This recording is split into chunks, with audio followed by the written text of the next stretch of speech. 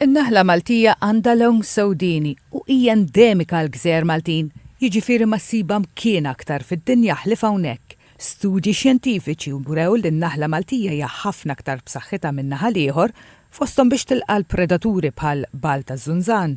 Hi b'saħħitha wkoll għax tadatta aktar għas-sħana kifra tas-sajf u għax tiflaħ aktar għal ċertu mart minn naħal ieħor. Kienet il-Fondazzjoni għall Konservazzjoni tan-Naħla Maltija li resqet talba uffiċjali lill-Awtorità tal-Ambjent u r-Riżorsi l-Era biex in-naħla Maltija tiżdied mal-lista ta' speċi nazzjonali. L-amministratur tal-Fondazzjoni Dylan Farrugia qal li t-talba segwi studju legali li tħares lejn kif in-naħla Maltija tista' titħares b'mod sħiħ. In-naħla Maltija għandha rabta intima beruq fondi mal-Gżejjer Maltin, kulturalment hija parti wkoll mill-patrimonju naturali tal-Gżejjer Maltin, jiġifieri aħna bħala Maltin għandna kważi id-dritt u l-unur ukoll sabiex nikkonservawha u narfu wkoll li ċavetta tal-sostenibilità dejjema fl-apikoltura qiegħda fin-naħla Maltija. Id-direttur għall-Ambjent u r-Riżorsi fl-Era Darren Stevens qal in-naħla Maltija ilha protetta mill-2003 u bl-emendi li qed ikunu proposti għal-liġi se jkompli jissaħħaħ il-ħarsin tagħha għax se tiġi simbolu tal-pajjiż.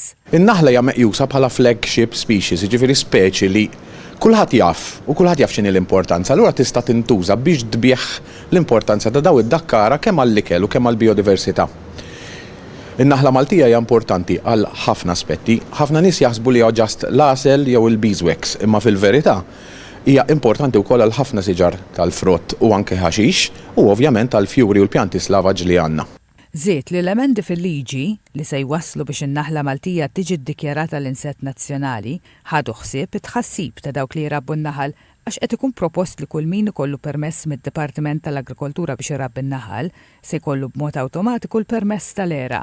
Mistoqsi dwar studji li indikaw li l-ġenetika tas-sottospeċi tan-naħla Maltija tinsab medda għax qed titħallat mal-ġenetika ta' naħal ieħor u effetta hekk jista' jwassal biex biż-żmien tintilef l-identità tan-naħla Maltija, Stevens qal li għaddejjin diversi proġetti biex isaħħu l-ġenetika tan-naħla Maltija mingħajr ma jtelfu l-produzzjoni tal-għasel li ssir permezz ta' naħal mhux Malti. Qal li l-emendi fil-liġi se jkunu ta' stimolu biex ikun hemm aktar inċentivi li jipproteġu lin-naħla endemika Maltija.